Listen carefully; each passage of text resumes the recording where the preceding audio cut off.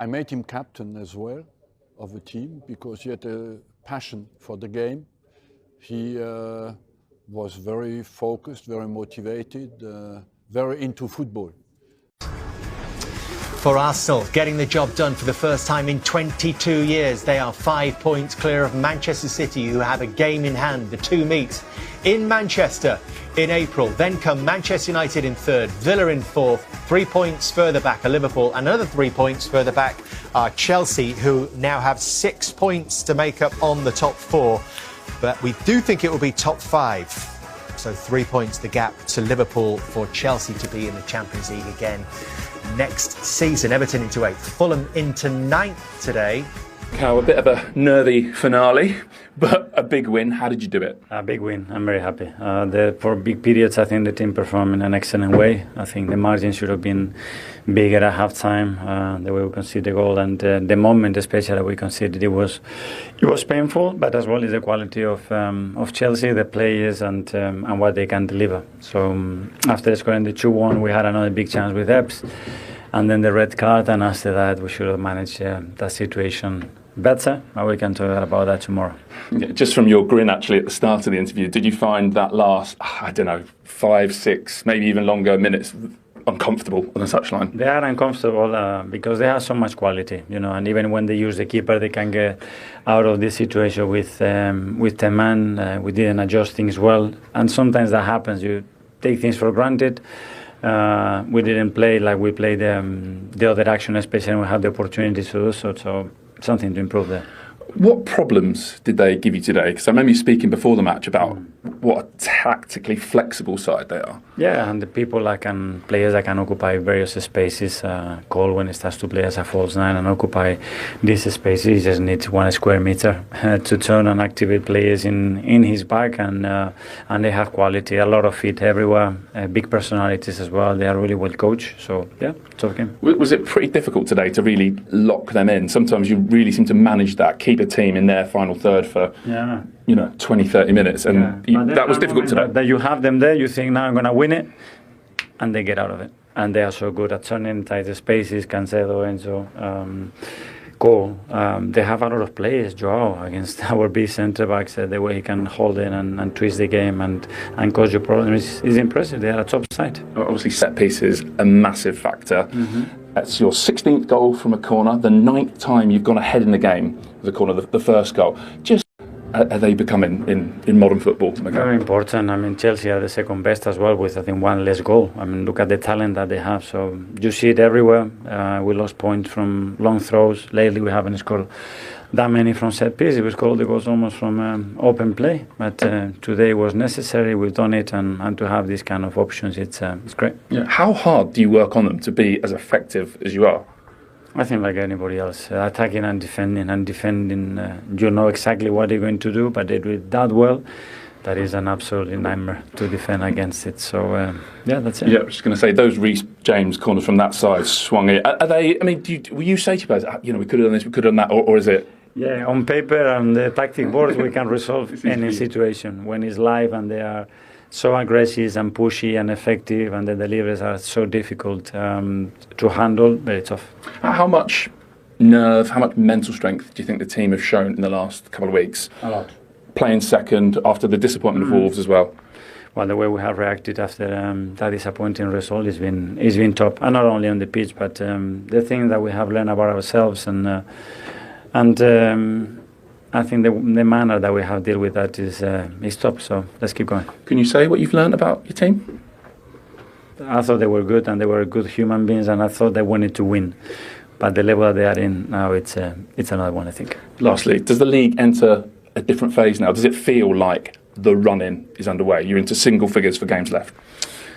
Yeah, I think we had that feeling for a long time. I think the feeling that you have to continue to win and win and win, and you win so many games, and it's not enough to open the gap, and this is the beauty and the level of this league. Thanks, Mikel. Thank you. Take care. Good luck. Cheers, mate. Bonded. Patrick, is that actually quite a big element of this? Because, Gary made the point, you've been there as well, winning many titles.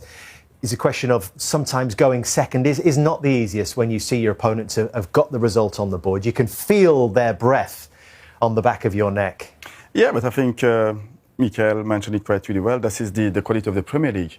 But they built that experience in the last 4 years. So they finished second, and now they are in the top. And they have to manage to get there at the end.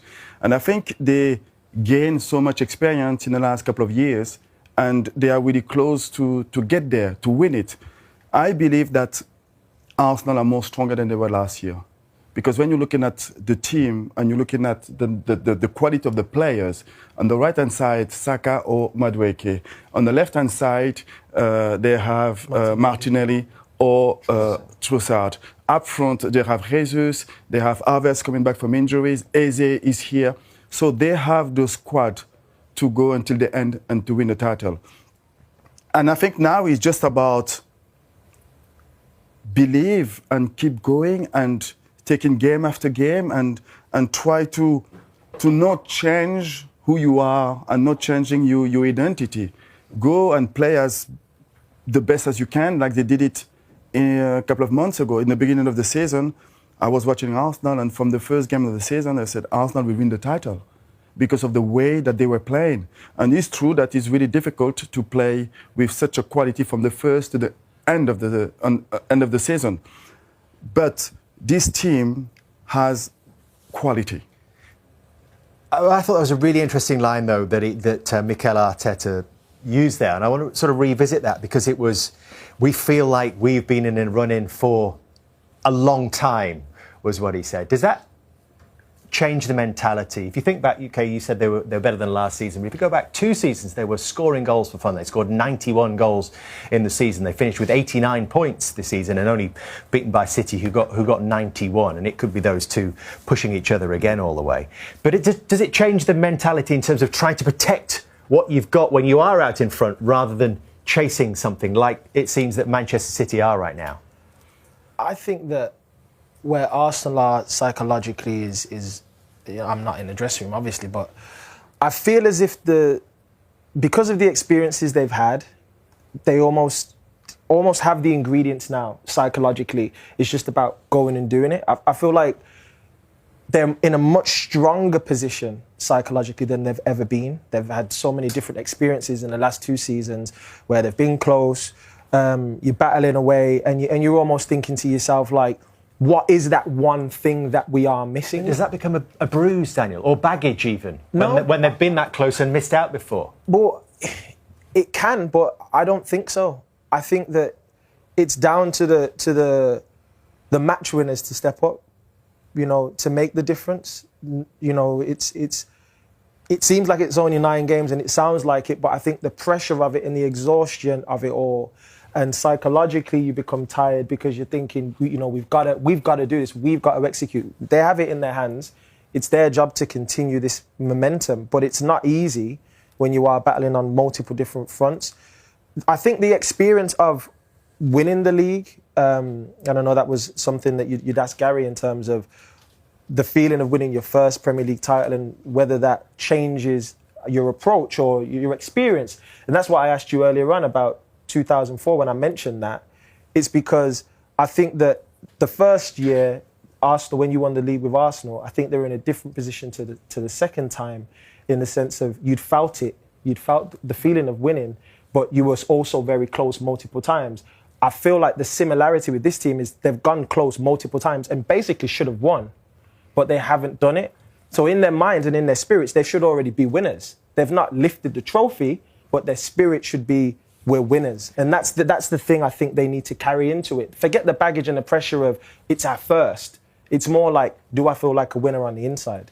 Could this be almost like, if they do get over the line, and yes, they are fighting for 4 trophies, but in terms of the Premier League, could it be the moment like the cork coming out of the bottle for Arsenal, and then they go and do it again and again? And of course, I think when more you win and more you build the confidence and belief.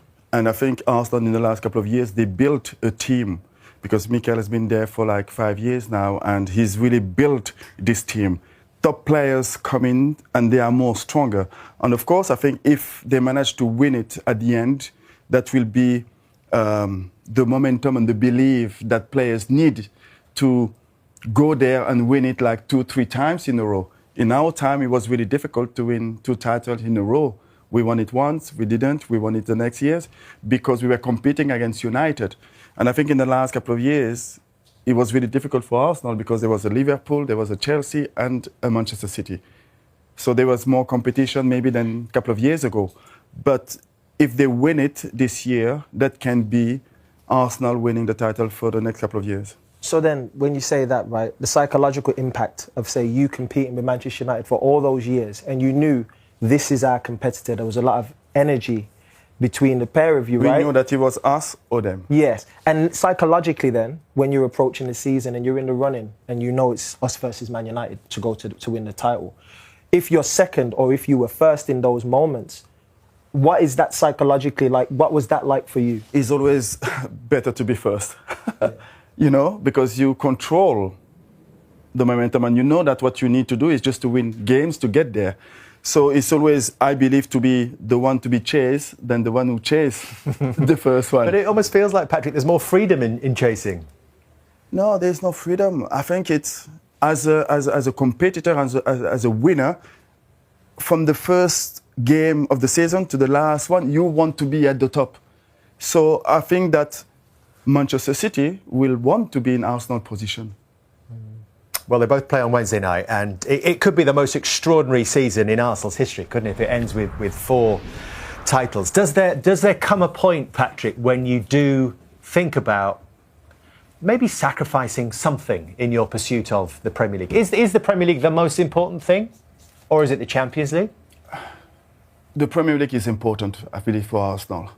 But at this level, when you are a competitor, you can't choose which game you're going to go for. And I think I was talking earlier on about the squad of Arsenal Football Club. And I think you have enough numbers of quality players to compete in every competition. And of course, it's really important, some key players like Odegaard to come back from injuries to help the team. But I don't see Mikel to choose a team A and a team B. They will go for it. Do you think, Daniel, the Champions League draw could have an impact for both these teams? Because for Arsenal, it's Bayer Leverkusen, then it's a Bodo Glimt or a Sporting, and for Manchester City, it's a Real Madrid, maybe a Bayern Munich. Yes and no, but look, top football clubs, you have big games, top players, world-class players that have to step up and perform. And we know that there's a lot of football matches, and, you know, we talk about schedules and resting and this, that, and the third. But I think for both teams, they want to be successful in every competition. Every manager, the intensity from the managers is about winning everything. You know, that's the ideal scenario. I think for Arsenal, I would say the Champions League or the Premier League is a huge victory. This season, probably more than any for the Champions League, is a season that it seems as if they have an amazing opportunity based on the draw. They've still got to go and execute. I think the Premier League and why it feels like that's probably more is, yes, the amount of time. Right, we can talk about the Champions League. They've not done that, I think, in the history. But then you look at, because they've been in control for so long, it almost feels like, nah, you have to go and win the Premier League. So if they didn't win the Premier League, I think it would feel worse than if they didn't win the Champions League. You don't want to disrespect any team in the Champions League, but exactly. You have to say that Arsenal are in a good side of the draw.